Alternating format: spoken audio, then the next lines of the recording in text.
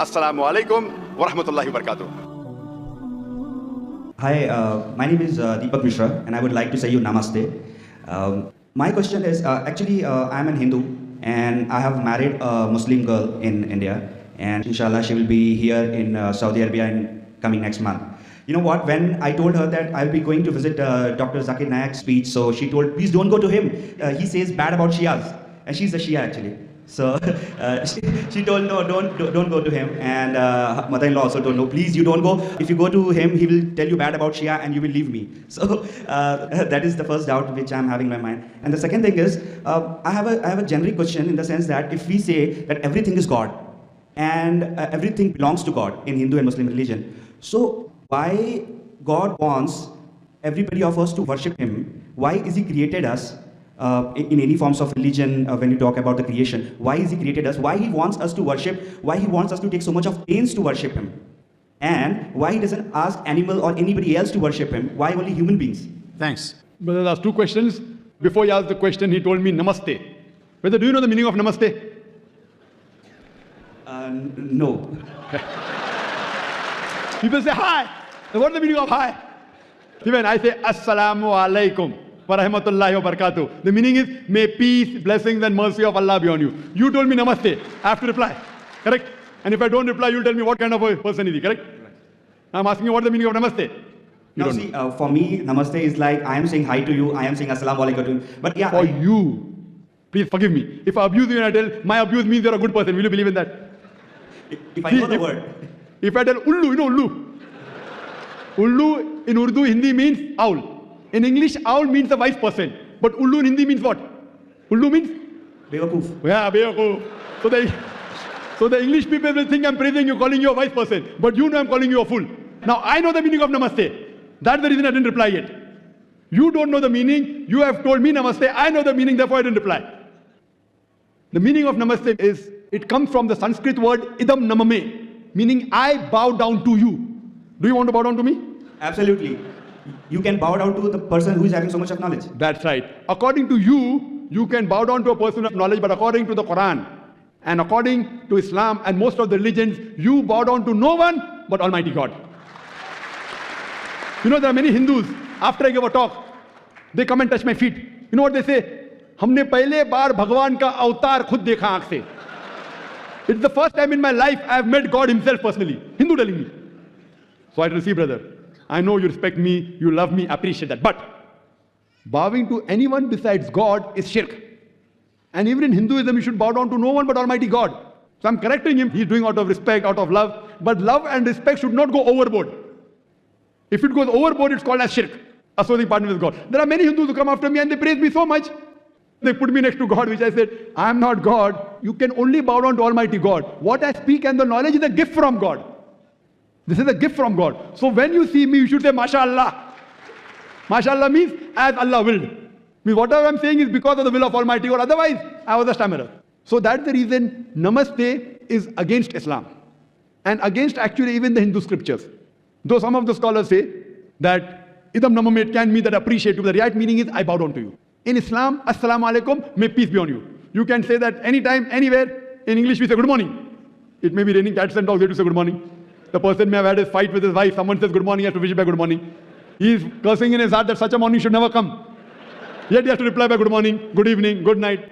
So best in Islam is assalamu alaikum, may peace be on. And I wish you, because the Quran says in Surah Nisa, chapter 4, verse 86, that if anyone greets you courteously, wish back more courteously. That if anyone greets you courteously, wish back more courteously, or at least the same. So I am wishing you back assalamu alaikum wa rahmatullahi wa barakatuh.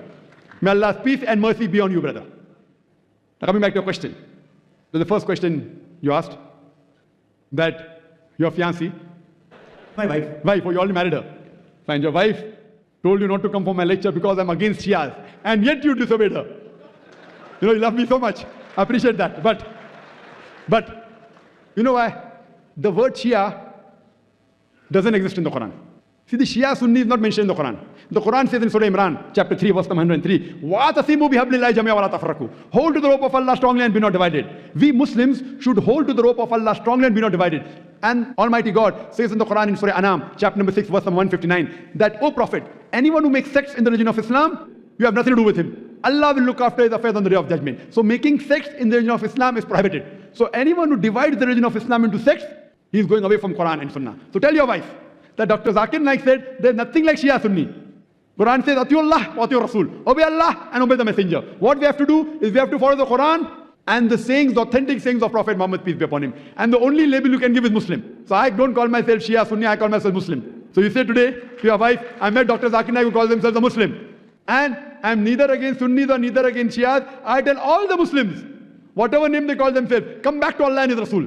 Now, when I give answer, some of the Muslims who may be practicing things against the Quran and Sunnah may feel offended. So you ask your wife, are you following something against the Quran and Sunnah? If you're not, then why are you afraid of Dr. Zakir Naik?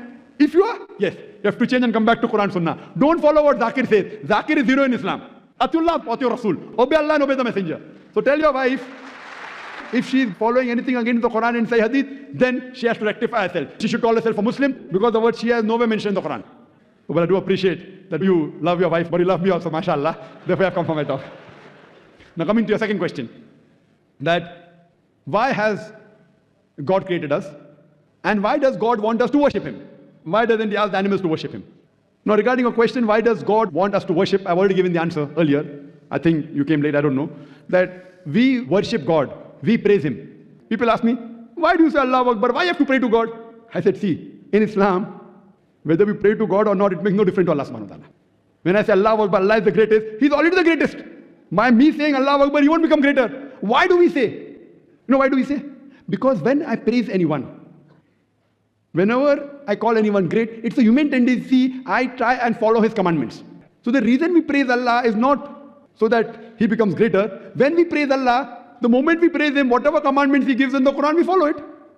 So first we have to identify who is our Almighty God. And then what He says we have to follow. That's the reason Muslim means a person who submits his will to Almighty God. Quran mentions in Surah Dariyat, chapter 51, verse 56, that we have created the jinn and the men not but to worship me. Almighty God has created us to worship Him. And the reason He wants us to worship Him because He has given us the criteria. This is the instruction manual for the human being. The good and bad for the human being. Now when we worship Him, when we praise Him, but naturally we have to follow His commandments. And when we follow the commandments of Almighty God, it is beneficial for us. Like for example, when you go to a doctor and the doctor gives you a prescription, do you follow his prescription or not? Yes.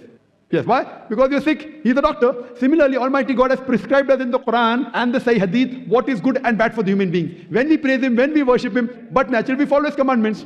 If you don't believe the person is a doctor and if He gives you a prescription, will you follow it? No. So when you appreciate the doctor, you will follow his prescription. That's the reason we praise Almighty God and we worship Him so that we can be good practicing human beings. You ask the question, why don't the animals worship Him? Our beloved Prophet Muhammad, he said that in Islam, all the other creations, except for the human beings and the jinn, they have a free will.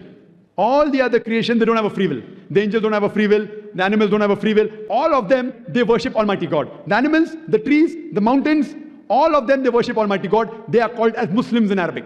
The jinn and the human beings, Almighty God has given us the free will. We can either follow Him or disobey Him. Now, Almighty God created us because it's mentioned in the Quran that the best creation of Almighty God is the human being. Besides our form and our body and the intelligence, He has given us the free will. We can either obey Him or disobey Him. Now, after He's given us the free will, He wants to analyze whether do we obey Him or not. All the other creatures like animals, trees, they have no free will. So it's nothing great that they worship Almighty God. It's good, alhamdulillah. But after the free will has been given to the human beings, as the Quran says in Surah Mulk, chapter number 16, verse number 2, Alladhi khalaqal mawta wal hayata. It's Allah who has given you death and life to test which of you is good in deeds. So this life is a test for us for the hereafter. So after the free will has been given to us, you can either worship Him or not worship Him. If you worship Him, then you're following the commandment of God. You can have alcohol, you cannot have alcohol. If you don't have alcohol, then you're following His commandment. So in this way, Almighty God has given you the do's and don'ts. Very few. The remaining thing, everything is optional on you. So these few do's and don'ts, if you take care of it, you are following the commandments, you're worshipping Him, and you will pass this test. This life is a test for the hereafter. Hope that answers the question, brother. खुशामदीद दोस्तों, उम्मीद करता हूँ आप सब खैर खैरियत से होंगे। देखो, शादी एक ऐसा मसला है कि इस्लाम हमें बताता है कि मुसलमान की शादी सिर्फ मुसलमान के साथ ही होगी। अगर मुसलमान किसी हिंदू से शादी करेगा तो ये शादी हरगिज़ काबिल कबूल नहीं होगी। अल्लाह ताला कुरान में फरमाते हैं वला तनकिहुल मुशरिकात हत्ता युमिन, कि किसी मुशरिका के साथ आप शादी ना करो यहाँ तक कि वो ईमान ना ले आए। ठीक है, अब यहाँ पर मामला उल्टा है। यहाँ पर मामला ऐसा उल्टा है कि लड़का हिंदू है और लड़की जो है वो मुसलमान है, तो मुसलमान लड़के की भी हिंदू लड़के से निकाह जायज़ नहीं। بہرحال آج کل زمانہ اس طرح چل پڑا ہے کہ کئی مسلمان جو ہے نا ہندو عورتوں سے نکاح کر لیتا ہے یا کسی عیسائی سے کر لیتا ہے، اور پتہ نہیں کہ ان کو دین کا کوئی علم بھی ہے یا نہیں، مذہب کا، اور وہ جو ہے نا محبت کو ایک علیحدہ سا مذہب سمجھ بیٹھتے ہیں اور پھر ایک فلسفہ وغیرہ بنا لیتے ہیں۔ تو یہ کہتا ہے کہ میری بیوی جو ہے نا وہ مسلم ہے اور شیعہ بھی ہے، تو ڈاکٹر ذاکر نائک بھی آسانی سے قرآن اٹھا لیتے ہیں کہ دیر از نو شیعہ مسلم، کہ قرآن میں کوئی بھی شیعہ یا سنی وغیرہ کا ذکر نہیں ہے۔ تو ضروری نہیں کہ جس چیز کا ذکر قرآن میں نہ ہو تو آپ جو ہے نا اس کے خلاف بالکل بات ہی نہ کرو۔ قرآن میں تو یہ بھی نہیں ہے کہ اگر کوئی صحابہ کو گالی دے یا صحابہ کرام کو برا بھلا کہے تو وہ جو ہے نا ایمان سے نکل جاتا ہے۔ یہ سب چیزیں آپ کو صحیح احادیث سے ملے گی۔ اگر آپ صحیح احادیث کا مطالعہ کریں، اس کو دیکھیں، تو رسول اللہ صلی اللہ علیہ وسلم نے فرمایا کہ میرے صحابہ کی مثال ستاروں کی ہے، اگر آپ کسی ایک کو بھی فالو کریں گے، کسی ایک کی بھی تابعداری کریں گے تو آپ ہدایت پائیں گے۔ اب ایسے ہستیاں جنہوں نے قربانیاں دی، اپنے بیٹوں کی قربانیاں دی، اپنے گھر بار، اپنے کاروبار، اپنے زوجہ، ہر ایک چیز کی قربانی دی، صرف اور صرف اس لیے تاکہ اللہ کا دین ہم تک پہنچائے۔ جب ان لوگوں کے بارے میں کوئی برا بھلا کہے گا اور غلط الفاظ استعمال کریں گے تو مسلمان بھی جو ہے نا ان کو پھر نہیں چھوڑیں گے، اور ان کو جو ہے نا ان کو روکنے کے لیے، ان کی زبان کو روکنے کے لیے ان پر ایک ایسا فتویٰ لگائیں گے اور ایسی بات کہیں گے جس سے وہ اپنی غلط عادتوں سے اور اپنی غلیظ عادتوں سے وہ باز آ جائے۔ میرے کہنے کا مطلب یہ ہے کہ ایسے بہت سارے لوگ ہیں جو صحابہ کرام پر تہمت لگاتے ہیں، جو یہ کہتے ہیں کہ قرآن 30 سپارے نہیں بلکہ 40 ہے، یہ بھی کہتے ہیں کہ حضرت علی خلافت کا حقدار تھا، ان سے خلافت کیوں لیا گیا؟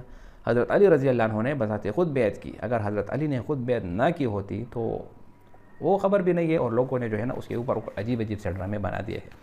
تو میرے بھائیو دوستو، یہاں پر جو سوال کیا گیا وہ یہی ہے کہ شیعہ ہے اور شیعہ کو جو ہے نا اچھے مسلمان نہیں سمجھے جاتے، بالکل کیوں نہیں، کیونکہ وہ صحابہ کے بارے میں بغض رکھتے ہیں، اور صحابہ کے ساتھ جو بغض رکھتے ہیں وہ اپنے ذرا ایمان کی فکر کریں، وہ ذرا اپنے ایمان کی فکر کرے۔ اسی لیے میرے بھائیو دوستو، مسلمان کا نکاح صرف مسلمان کے ساتھ ہی ہو سکتا ہے۔ آپ نے بہت کہیں گے ہندو مسلمان، مسلمان ہندو، مسلمان اور سکھ وغیرہ، تو یہ ساری چیزیں جو ہے نا یہ ناجائز ہے اور ناقابل قبول ہے۔ اسی طرح یہ آدمی دوسرا سوال کرتا ہے کہ اللہ تعالیٰ نے مسلمانوں کو ہوئی صرف عبادت کے لیے کیوں چنا، کہ ان کے مسلمان اشرف المخلوقات ہیں، مسلمانوں کو اللہ تعالیٰ نے نفس دی ہے اور اختیار دیا ہے کہ یہ مسلمان کہاں جاتا ہے، کہ وہ سیدھا راستہ اپناتا ہے یا نہیں اپناتا، کیا وہ غلط راستہ اپناتا ہے یا نہیں۔ ہر ایک چیز کا اللہ تعالیٰ نے مسلمان کو، انسان کو اختیار دیا، اس لیے صرف اور صرف انسان کو اللہ تعالیٰ نے عبادت کے لیے پیدا کیا۔ امید کرتا ہوں یہ ویڈیو آپ کو پسند آئی ہوگی۔ اگر ویڈیو آپ کو پسند آئے اس چینل کو سبسکرائب کریں۔ بہت شکریہ۔ السلام علیکم۔